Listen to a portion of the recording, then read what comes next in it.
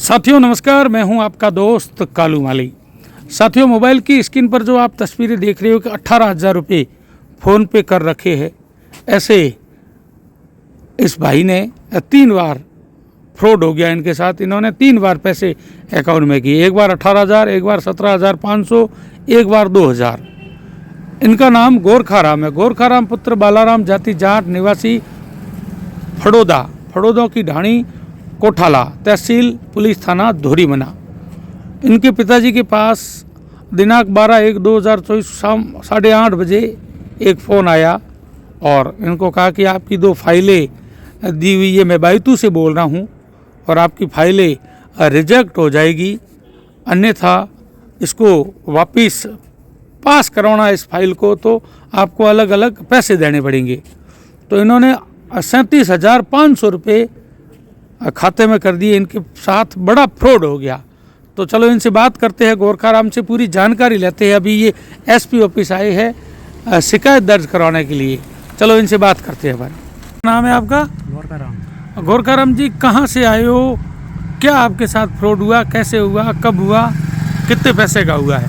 मैं गांव कोटला से धोरीमना तहसील से आया हूँ और मेरे साथ 37,500 का फ्रॉड हुआ है। कैसे हुआ?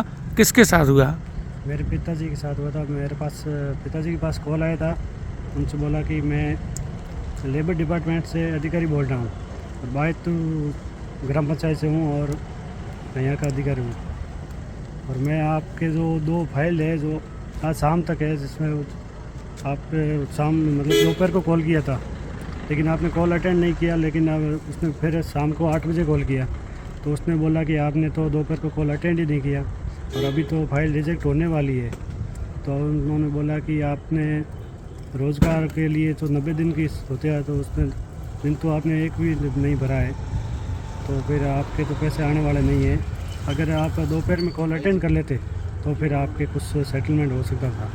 तो पिताजी ने झांसे में आ गए और फिर पिताजी ने कहा कि अब क्या हो सकता है। फिर संबंधित कोई इस बायतू से था, उनसे पता किया कि कौन सा अधिकारी है, तो उन्होंने बताया कि हाँ हो सकता है इधर है मूलाराम चौधरी करके जाखड़ अधिकारी है के। तो फिर बोला कि आप जो बोल रहे पैसे का तो उसके खाते में पैसे कर दो।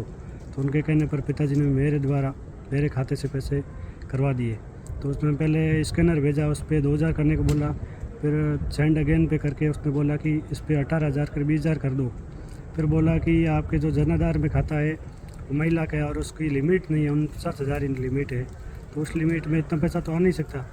तो फिर आपका और आपके खाता इसमें जुड़ा हुआ नहीं है, और तो जिसके फ़ोन पे से किया उसकी सिक्योरिटी बढ़ा के मैं खाता बढ़ा दूंगा और मैं अधिकारी से बात करूंगा। तो इसके लिए 17,500 आप मेरे खाते में और कीजिए।